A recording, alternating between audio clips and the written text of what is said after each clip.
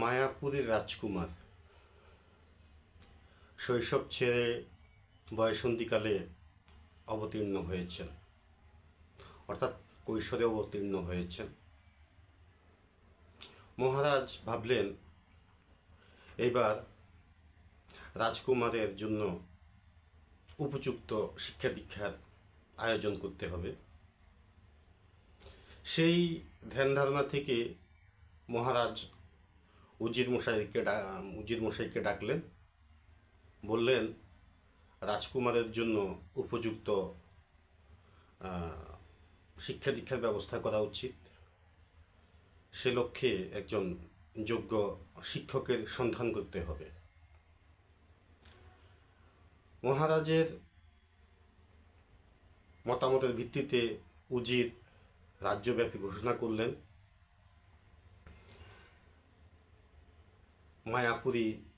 মায়াপুরীর রাজকুমারের জন্য একজন উপযুক্ত শিক্ষক নিয়োগ দেওয়া হবে। এমন রাজ এলানের ভিত্তিতে বহু শিক্ষক এলেন, কিন্তু মহারাজ বিভিন্ন জনকে বিভিন্ন প্রশ্ন করে, বিভিন্ন পরীক্ষা নিরীক্ষা করে কাউকেই মহারাজ পছন্দ করলেন না। শেষমেশ অনেক খোঁজাখুঁজি করেও রাজকুমারের জন্য উপযুক্ত শিক্ষকের সন্ধান পাওয়া গেল না। একটা পর্যায়ে তিনি জানতে পারলেন রাজ্যের এক নির্জন স্থানে একজন পণ্ডিত মশাই রয়েছেন, যিনি আত্মমর্যাদায় বলীয়ান। তিনি পরীক্ষা দিতে আসবেন না, বরং দেশ বিদেশের বহু নামকরা রাজা মহারাজারা তার কাছে দীক্ষা নিয়ে শিক্ষিত হয়েছেন, জ্ঞানী হয়েছেন। তো মহারাজ ভাবলেন সেই শিক্ষকের শরণাপন্ন হবেন এবং সেই শিক্ষকের সম্পর্কে তিনি খোঁজখবর নিতে শুরু করলেন। জানা গেল সেই শিক্ষাগুরু কখনো রাজপ্রাসাদে আসবেন না, পরীক্ষা দেবেন না, বরং তার কাছে গিয়েই পরীক্ষা দিতে হবে। যে ভাবনা যেই রকম শুনল সেই রকমই মহারাজ রাজকুমারকে সমেত উজির নাজির এবং সৈন্য সামন্ত সহ বিশাল বহর সেই পণ্ডিত মশাইয়ের উদ্দেশ্যে রওনা হলো। এবং পণ্ডিত মশাইয়ের কাছে যখন পৌঁছলেন রাজকুমার, তখন পণ্ডিত মশাই জানালেন তার পাঠশালায় ভর্তি পদ্ধতি বা ভর্তি পরীক্ষার মধ্য দিয়ে উত্তীর্ণ হয়ে তার পাঠশালায় ভর্তি হওয়ার সুযোগ থাকে বা সেখানে জ্ঞান অর্জনের সুযোগ থাকে। এখন তার পাঠশালায় ভর্তি পদ্ধতিটা কি, সেটা একটু চমকপ্রদ একটা প্রক্রিয়া। সেই ভর্তি প্রক্রিয়াটাই হচ্ছে পণ্ডিত মশাইয়ের পাখি পোষার বেশ অভ্যেস ছিল। তিনি বিভিন্ন দেশ বিদেশ ঘুরতেন এবং নানা প্রজাতির পাখি তিনি নিয়ে আসতেন এবং পুষতেন।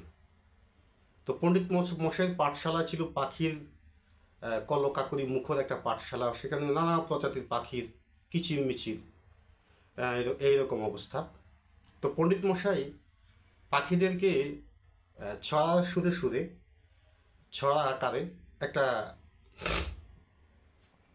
গান শিখিয়েছিলেন। সেই গানটা হচ্ছে এরকম: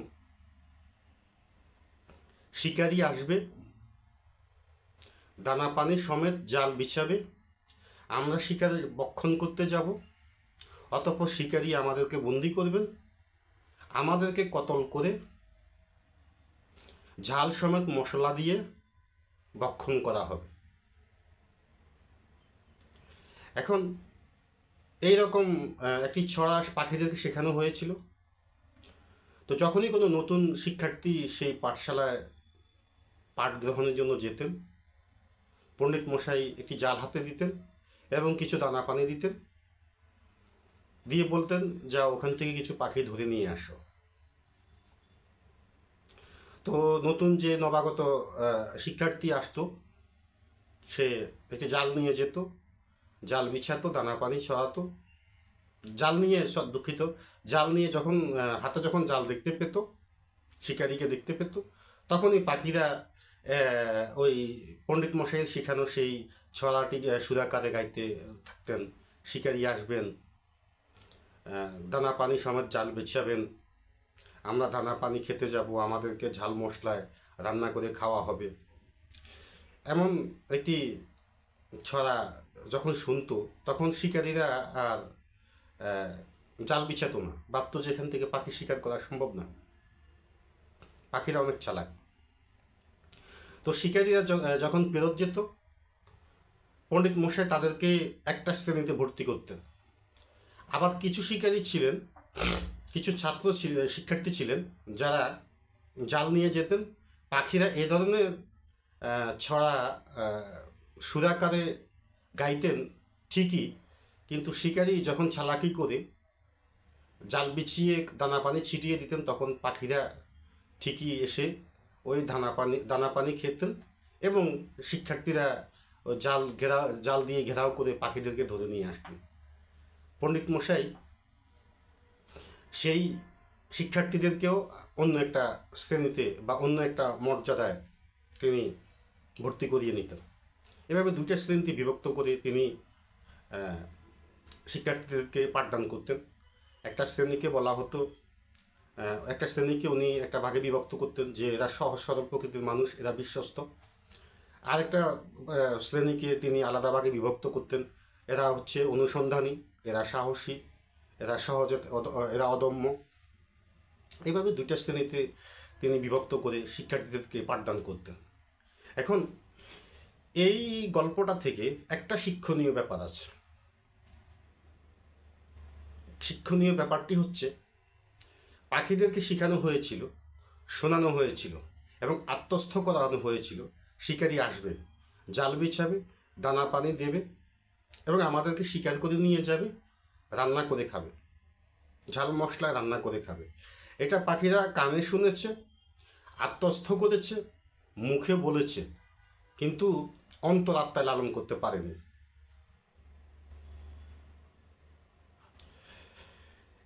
সম্মানিত অডিয়েন্স, এখান থেকে শিখার আছে যে আমরা অনেক কিছু শুনি, অনেক কিছু জানি, অনেক কিছু আমাদের অন্তরাত্মা ধারণও করি, কিন্তু আমরা সেই ভুলটা করতে, সেই ভুল কাজটা করতে আমরা বিন্দু মাত্র দ্বিধা করি না। এই ধরনের কর্মকাণ্ড আমাদের ধর্মীয় জীবনে বেশিরভাগ ঘটে থাকে।